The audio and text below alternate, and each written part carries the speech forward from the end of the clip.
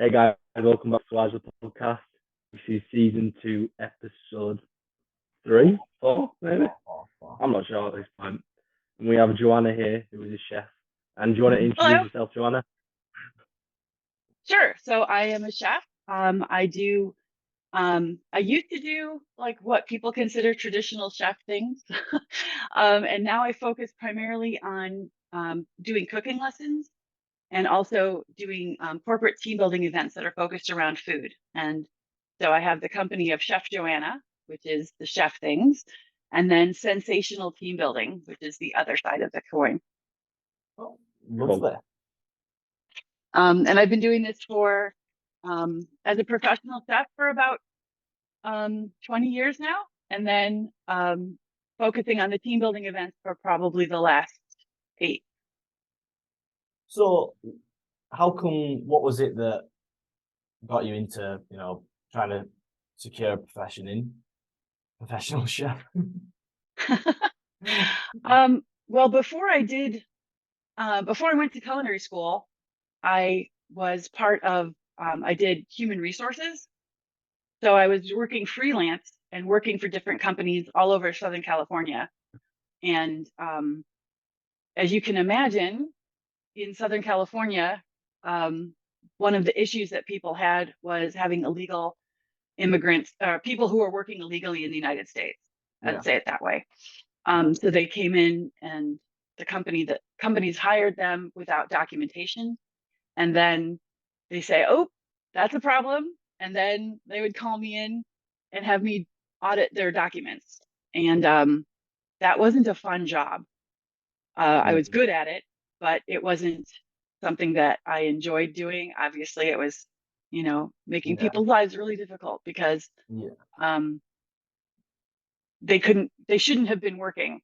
And so, long story short, I would go home and just feel horrible about myself every day and Mm. all the things that I had to do during the workday. And so basically, I said, well, what can I do that people would be happy to see me instead of, oh no, it's her. Yeah. And fortunately, I found that I did enjoy cooking. I enjoyed entertaining the when I had friends over to my house. And so my husband's like, well, why don't you just try going to culinary school? I said, no, I can't do that. And he's like, yes, you can. And so I tried it, and here we are 20 years later. Wow. Yeah. Wow. Yeah, so How did I was what? very lucky. He actually was able to quit working for a year and a half because I made enough money so that when I quit working, he was making all the money, and then he quit working for a couple of years, and then I was making all the money. So it worked out all right. Wow. What were the first All few right. steps you took, outside of culinary school to get the ball rolling? Well, Craigslist was very different than it is now 20 years ago. So I posted some ads on Craigslist and basically said I could do personal chef work. Now, the big trick, of course, is that I did that while I was still in culinary Yeah. school. So that enabled me to get clients to pay for the groceries so that I could practice my homework. Yeah. Yeah. So I had Uh, people, there's always the joke about the dog ate my homework. Well, my clients were eating my homework. If there was something that I needed to practice, I would try and get them to Accommodate to that. work that into their menu. Yeah. So that was kind of good. And then so I was working probably I would go to school in the morning from 7 o'clock until, and then I'd go shopping and then go straight to one of the clients' homes, um, and start cooking immediately, and then cleaning up after that, and then go home and be dead, and then start again the next day. mm. But it was a good way to get a lot of experience quickly. Yeah. Yeah, that's really interesting. You mentioned you do personal chefing. Would that be like for specific events, or would that be for a specific person, or more So individuals? I don't know how it translates with other countries, but in the US, if you say personal chef, that means I would show up to the person's house and make food for several days or like even the whole week, right? As opposed to private chef, which means I would only work for one company or one home, and I would cook for them every night or several times during the day. So that's a whole different. So personal versus private is a little bit back and forth. And then the other part of it is the catering, which I called in-home fine dining because I kind of tried to fill that little space between when, like if you were to have friends over, like how many plates and dishes do you have at your house, right? Think about it that way. How many places do you have where people can sit down? So if you wanted more than that, then, so let's say, for example, most people have a dining room that seats 6 or 8, right? But if you had 10 people or 12 people or 25 people, most people don't know how to cook like that for themselves in their house on their regular stove. So they would either go out to a restaurant, but to reserve a dining room in a restaurant or a catering place, where they would, you would have like a banquet hall. Yeah. That's not enough people to make it worth it to go to a banquet hall. Yeah. So in that in-between space is where I would fit in, and I would go in and make little parties for people. But it was all in home. I would bring everything to the person's house, make it from scratch, serve it, and that was it for that night. And so that's how catering part of it works. And I did that as well. Obviously, like you said, it was all in person, but I know you must have been affected with COVID. Well, that definitely, by that time, I mean, I had not done the personal chef stuff for maybe 6 or 8 years by that point. So, but what I was doing was I was doing in-home cooking classes. And yes, COVID basically just pulled the rug out from underneath me for that, because I didn't want to make anyone else sick if I was carrying, like the COVID version of Typhoid Mary. I did not want that to be happening. And also didn't want to bring, going to everybody's house, and if people aren't well, bringing that home, getting sick, getting my husband sick, getting family sick. That was not good. I did what everybody else did and started giving cooking lessons online. And, before COVID, nobody thought that could be a thing. As COVID was happening, people were bored at home, and that started being a good thing for me. So I was really enjoying, having, just like this, a video class like this, right? But instead of just talking, I would have a camera that was face to face. I would have a camera that would be over my workstation, where I would do the preparing. And then I had another camera, and believe me, it wasn't like it was some kind of video production. It was just old phones in little holders, kind of like the one I have over here. So I have a phone pointing over the stove and a phone pointing over my workspace, and I could just switch around the cameras. And so I learned a little bit about video production over COVID. And since I had to eat anyway, I was eating what the people cooked and fed it to my husband. It was fine. Yeah. Would you say it turned out better with the sort of route you went for COVID then? Did you prefer the online lessons?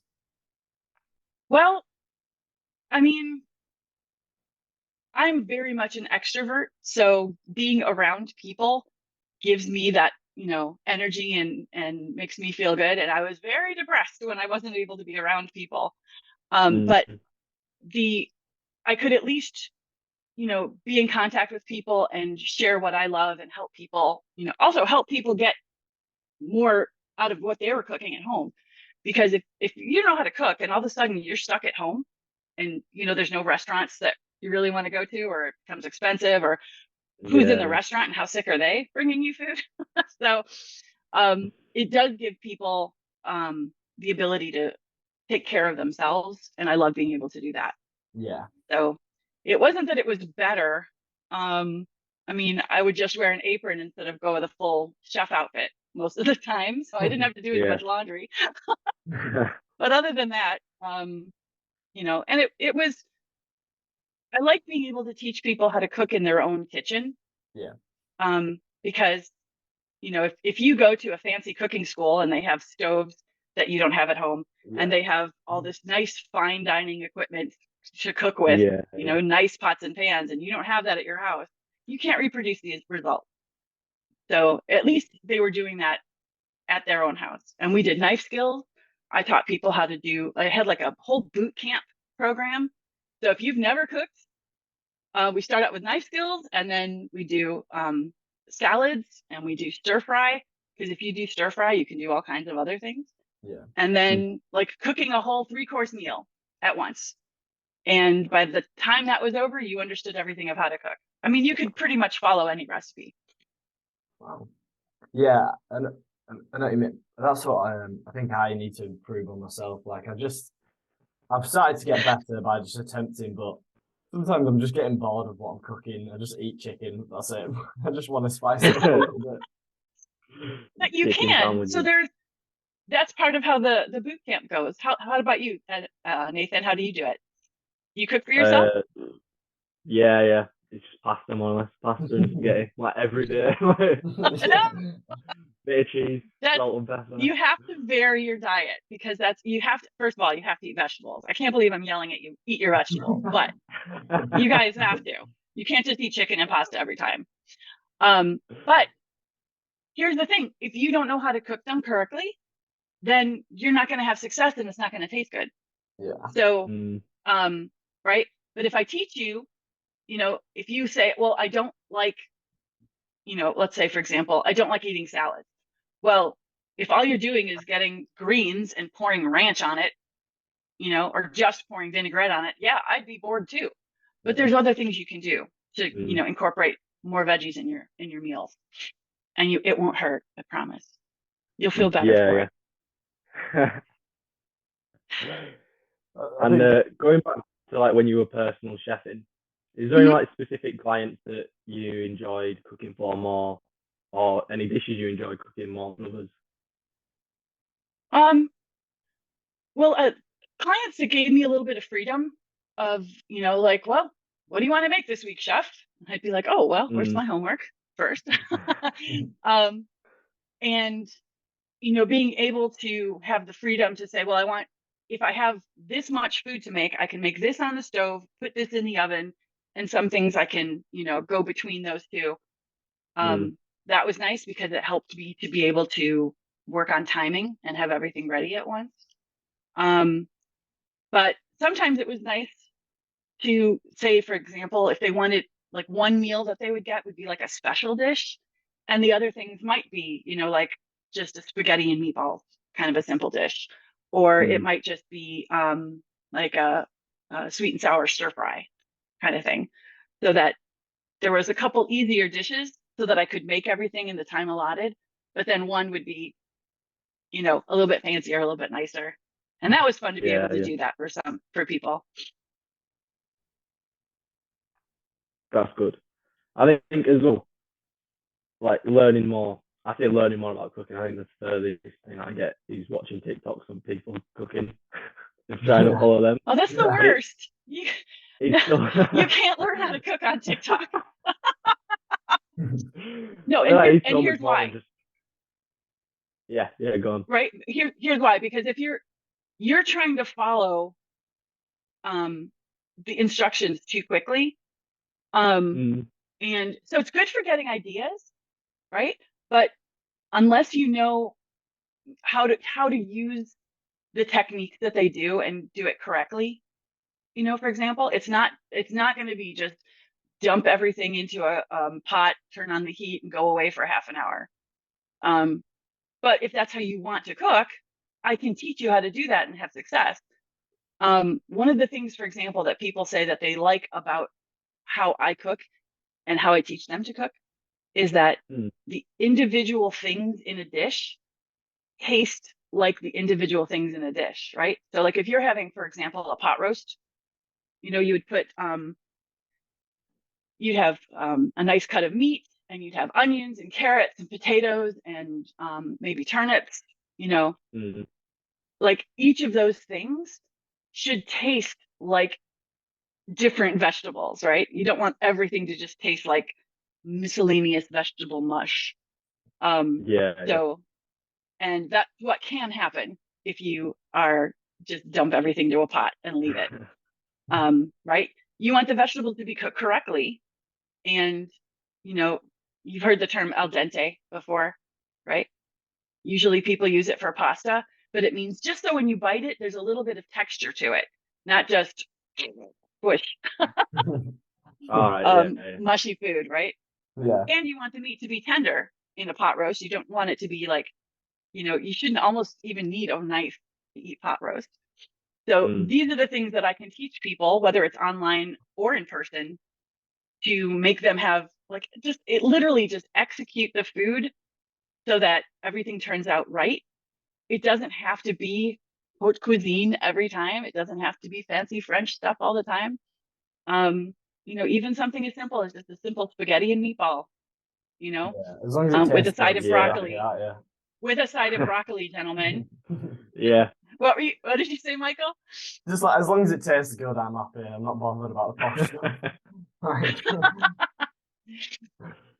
But if it tastes good, you're more likely to eat at home, right? Because that's the thing is, like, if you are eating out, usually there's so much sodium, right? Usually there's so much fat in the food. And also they, at least in the US, they give you such large portions that if you eat the whole thing, you're not going to be happy with yourself at the end. I know it's different. It's different in Europe. Yeah, so. For me, when I eat out in public, I'm like, God, I want more. I'm like, I'm so hungry. I just spent 10 quid on a burger. Right. But what are you getting? Burger, fries, Coke? Yeah. So yeah, no. you know in your heart, right? Literally in your heart, as well as in your heart, that that's not a good meal for you to have probably more than once a week. Yeah. Right. So I don't think you have me on your podcast to lecture you about nutrition, but go ahead. No, you're right. Is there any like weird requests you've had from clients that you thought that's a bit weird to eat or cook or anything like that? Oh, that's an interesting question. Here's one. So I used to live in Los Angeles, and one of my clients had in Beverly Hills had asked, well, I want my family to eat more fish, but this is kind of funny.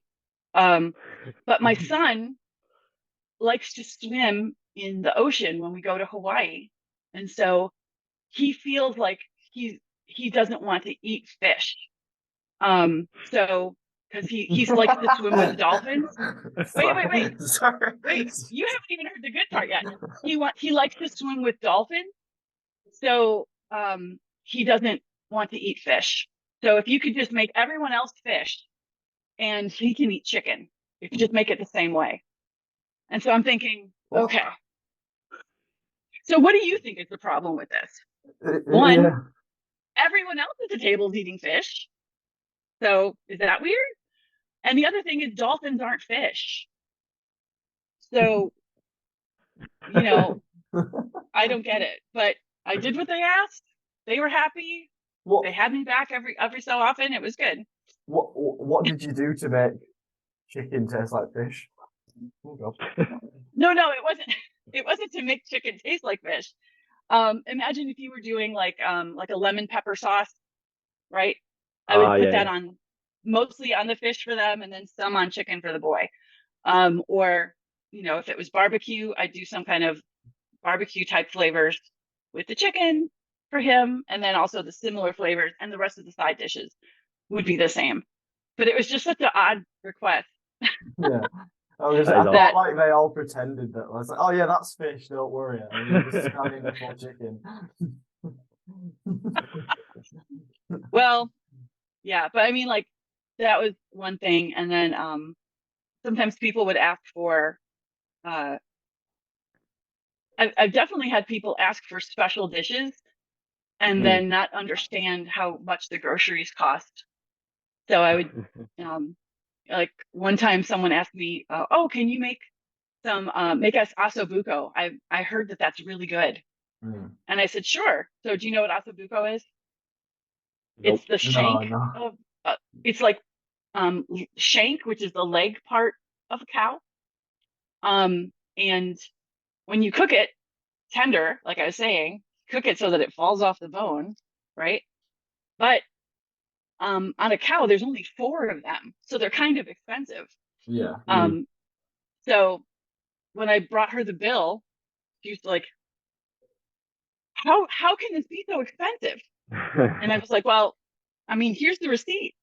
So this is exactly what it cost. And she always wanted organic food, so that makes it even more expensive. Yeah.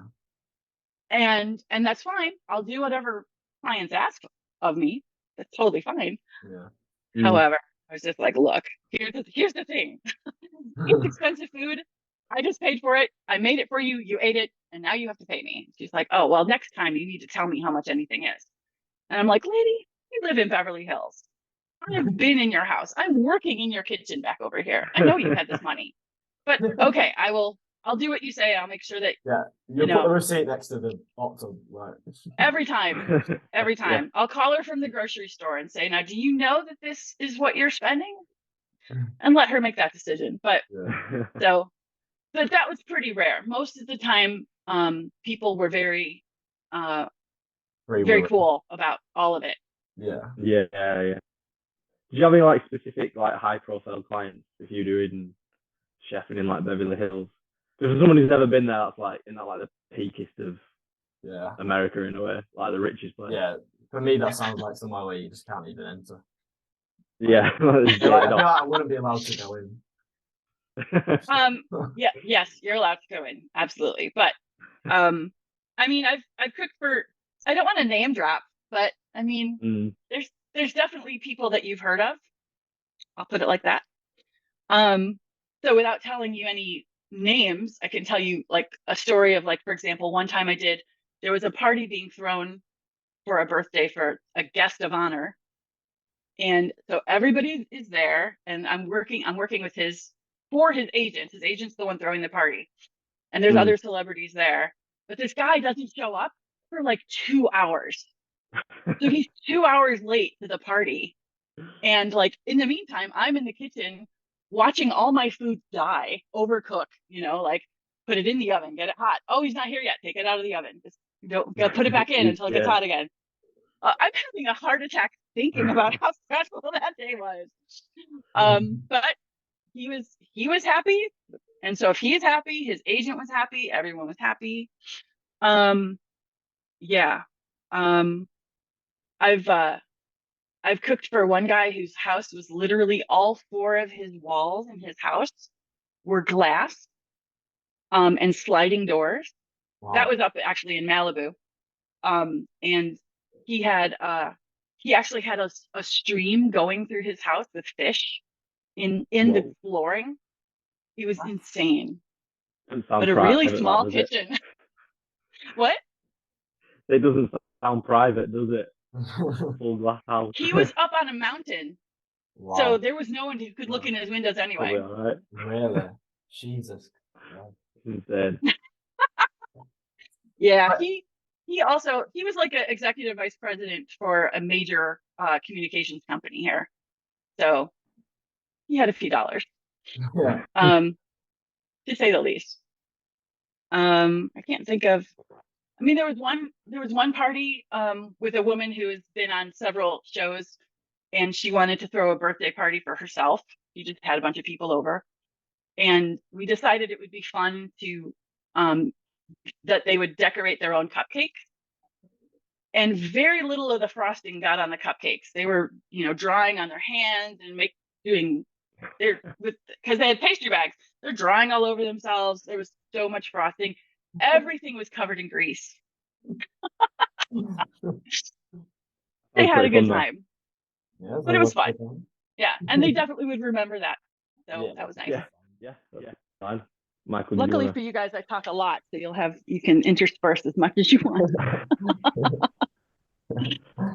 No, Good, it's all good. I know obviously you were like you don't want to name drop any stories, which I completely under name drop people, connected to any stories, any, but what sort of like how high does that like what sort of people have you cooked for?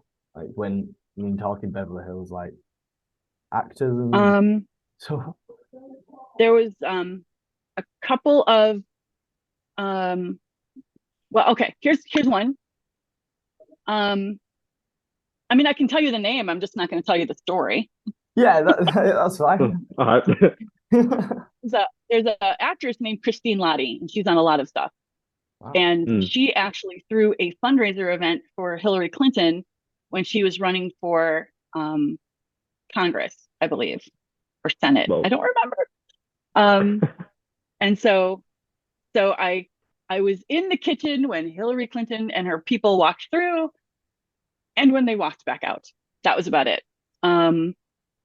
I did a party for a woman who is a attorney, very high powered attorney, washing dishes in her house for the with a view of the Pacific Ocean. That was pretty amazing. I mean, if you're going to wash dishes, might as well have a nice view. And she had Richard Gere and Dick Van Dyke as her guests. Wow. So those are names people know. Who else has been famous? I mean, there's I have a list, but I try to not think about. Oh, I cooked for some astronauts. That's cool. That's really cool. The 50th anniversary of the moon landing. So the director of I guess he was the director of NASA at the time, lives not too far from where I am, and so they hired me, and so I met Michael Collins before he passed away. Michael Collins. Jesus. And so I have a picture posing with him. I have another picture posing with. So it was amazing. I was just like, these men have been on the moon. One who hasn't been on the moon, but the other two were. But can you imagine how tired he is of telling his story at that point? Yeah. It's been 50 years. Yeah, without to make it sound like it's nothing. I guess the whole story is I got in a ship and I landed on the moon. That's it. Yeah, it's amazing. It's just a bit flew around, the most isolated person in the world at that moment, right? So that's insane. So that was pretty cool. And I don't know. I mean, how do you beat cooking for basically 1/12 of the people who've walked on the moon? Yeah. Right. That's pretty cool. I'm all right with mental. that. Yeah, pretty. But when people say celebrities, I'm always thinking, oh, LA, Hollywood, those people. And now that I'm in the Nashville area, I've cooked for, if I tell you Garth Brooks's brother was going to be an investor in a place, and they hired me to come and do a party for them. So do you know who Garth Brooks is? Country music? No, sorry. Oh my goodness. So I don't even listen to country music, and Garth Brooks pretty much like the top. That is mental. And so I mean, and there's been a few other two people who were on one of those singing contest shows, like American Idol and stuff. Yeah, I don't know if it was officially American Idol or it was something else, but anyway, so these two kids met on the show, and I did their Valentine's Day dinner for them, and then I guess it went well enough because they got married. So that was nice. It must have been food. Yeah. No, it was lovely. Don't get me wrong. They and I was driving literally all over town on that day trying to find lobster for them. because that was, on Valentine's Day. Yeah. And then one guy who was actually an executive of Sony Corporation. Oh wow. He flew me. I met him when I worked in LA, and then when I moved here, he actually flew me back to do a 10-course tasting dinner on the night he was proposing to his girlfriend. So that was, I felt very very cosmopolitan, jet-setting chef. I feel like these high caliber people make proper big effort for these little events. It could be, my girlfriend's anniversary, and I'd be like, well, no, not for Valentine's Day and stuff. Me, I'm like, oh, I can afford a Mackey's, so if you want to go McDonald's, yeah, card and some chocolates, card and some chocolates. That's all I can afford. But it's the thought that counts, right? You have to have, that's where you go. Yeah. And that was funny because he had rented a house for that night. Wow. And so I just basically, my whole job is going into a strange house where I don't know anything about, like, how the kitchen works, how the sink works, how the stove works, all of that kind of stuff. Yeah. And be like, okay, I'm making a restaurant for 2 people tonight in this mansion. Okay. Is that stressful in certain houses, I'm guessing? Yeah, I was gonna to not know what the kitchen's like. I go to my grandma's sometimes and like don't understand how her stove works. You know what I mean? Yes. Oh, I've had fires because people like one guy, I mean, he lived in a mansion in Los Angeles. Not a mansion, but I mean like a high rise on the penthouse. Yeah. But his housekeeper never cleaned his oven, so it caught fire when I was working there. So that was great. I had one woman, her stove, she's like, oh yeah, the oven doesn't really work. I was like, you could have told me this before I showed up. I would have not put anything in the oven. So I had to change all that on the fly. That is bonkers. How can you book a chef to come over when you don't have an oven? That's a really excellent question, Michael. I would like to know how that happens. I was doing a small, like a 15-person wedding. They rented a house in Malibu, up on the hill, view of the ocean. It's gorgeous. And so someone down on Pacific Coast Highway hit a pole that knocked out the electricity. So we didn't have any light. We didn't have hot water. And I couldn't turn on the oven because it was an electric start oven. Oh my God. I still fed them dinner. I used up a lot of candle. We burned every candle in that house. We burned every candle. That is impressive. Even the decorative ones that you're not supposed to burn. Yeah. Jesus. Because there was no light. Wow. And I was kind of like, and this was literally their wedding dinner. So I'm like, I hope this isn't an omen for them. Yeah. Kind of makes it special, to be fair. And on the way there, the person who I had hired to assist me for this event got in a car accident. So he ended up not coming. He had to go to the hospital. So I had to do it all by myself. Oh, wow. Yeah. So, So I've, washing dishes with a view of the Pacific Ocean, or washing dishes in the dark with cold water. Highs and lows. Everything in between. Ups and downs, yeah. That is cool. So even though a lot of it sounds like it could be a very glamorous job, sometimes it is really nice and very special. And like I say, I get to be a part of everybody's happy event. Yeah. But also sometimes it's, 1 o'clock in the morning and I'm still loading my car. And I'm exhausted. There have been times where I've been working, like it was a 12-hour day and I still have to drive an hour and a half to get home. And so sometimes I'll just pull over to the side of the road and like have to close my eyes because I can't keep my eyes open anymore. Yeah. And, so it's not all, hearts and Yeah. flowers Yeah. and celebrities and astronauts and How everything. how it should be. Yeah. Yeah. Because But, but I enjoy it for the most part. I That's the enjoy main thing. everything Yeah. about it. I like without being those my own boss. moments, you wouldn't have appreciated that ocean so much, that view. Yeah.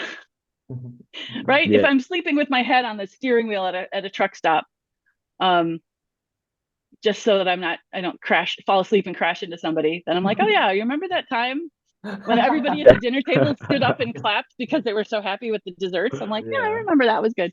Yeah. Makes it worth it. I wanted to ask just before you go, what's like your opinion on like veganism and like vegetarians and stuff, in the sense that, is it a healthier option, or is it, because like I'm not a vegan or a vegetarian, so I can know people that are, and some people like debate, oh it's healthier, some people debate it's not. Like, from someone who's like in that world, what's like your take on it? Oh, well, if I can pick on Michael, for example, for a moment, may I pick on you for a second, Michael? Yes, you can. Okay. So what would be, even though he's eating meat, if it's a hamburger from fast food and fries, Oh, yeah. that doesn't necessarily make it healthy. No. It's just a matter of getting the nutrition that you need so that you have the building blocks of what you need to be healthy, grow muscle, repair your tissues when you have Yeah. an injury, keep yourself Yeah. healthy, fight off infection, right? So if Yeah. you can get all the nutrients you need Yeah. from eating the right balance of, for example, beans and rice together form a complete protein. That's one thing. Yeah. Um, and having like quinoa. Have you heard of quinoa before? Personally, I haven't, but It looks like a grain, but it's actually kind of a seed. But it's a plant and it's a complete protein. So if you eat that, Yeah. wow. it is healthy and it has all the amino acids you need, right? You have to consume enough of things for vitamins and minerals, right? Um, so if you don't get enough vitamin C, your gums will start to bleed. If you don't have enough vitamin A, your eyes, you won't be able to see as well, or you'll have degenerative situations, right? Oh, wow. So it's not so Yeah. Yeah. much whether vegetarian or vegan is good or bad compared to Depends how you the do it. traditional omnivore diet, Oh, because you can be an omnivore and still eat junk so food all day. yeah, yeah. Yeah. It's like one of those, if you like you said, if you're omnivore and you're just eating packed box food every day, it's still the Right, exact same as a vegan eating, again, right. vegan packed Chips box and cookies takeaways. and Yeah, yeah. you Full know, saturates and stuff. Yeah. milkshakes, right. Like the Probably mess. not the best choice, even though you're considered an omnivore. Exactly. Um, Exactly. so I mean, I don't know. Nathan, does that answer your question? Yeah. Yeah. Yeah. It Okay. was more just for, like, some people, just like anyone watching that might want to know. And sorry. Oh, well, on the other hand, someone who's vegetarian who is like getting on a person who isn't vegetarian's case, not cool. Yeah, Because I'm yeah, not telling you what to eat. You don't get to tell me what to eat. exactly. Yeah. Yeah. Yeah. But And I mean, that's my personal opinion on that. yes. Yeah. Is there any That's good. questions you wish we asked today? Or What do you think? That's actually an interesting question. What would I like? What do I need to put out into the universe for you guys? exactly, exactly. I don't know. I think I would say if you don't think you can cook, it may not be that you can't cook. You might just be finding bad recipes, right? Fair enough. Because Pinterest and TikTok are not usually created by professionals. No. So, and every time I'm creating a recipe for a client, I write all the instructions in order.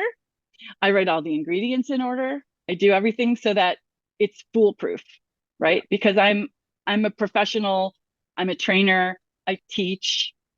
So that's what I would say is, like, if you can find an opportunity, like, hey guys, I can definitely cook teach you cooking classes over the internet. And you know how to find me now. So, and in fact, can I plug my business? Of course. Yeah, go for it. If you go to chefjoanna.com, there's a place where you can see and you can sign up for taking video cooking classes. Definitely less expense than if you were going to go to a cooking school and take a thing. But again, you get to do it in your own home at your convenience, pretty much any time of day. Yeah. So, if you gentlemen want to learn a couple of little tricks, I think everybody should have a go-to dish that you can make at the last minute when somebody's coming over.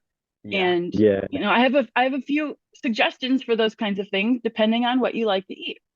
So, and you don't have to run out to the shop at the last minute. You could have it so that everything you need is at home. Yeah. And you can be like, invite someone over. Oh, I'll just make you dinner. And boy, oh boy, that would be so impressive. For sure. And I could do it. I can teach you that kind of stuff in like as little as 2.5 hours, 2 hours. Wow. Easy peasy. That is quick. Yeah, we'll link it. We'll put a link in the description. Yeah, everyone definitely. Get at Chef JoAnna. She's met the best. Just cooks for the best. And you'll be the best. Excellent. All right. Well, it was really great talking with you two. That was really great. That was nice to have you on. Thanks for coming on. Oh, my pleasure. It was really nice. All right. You take care.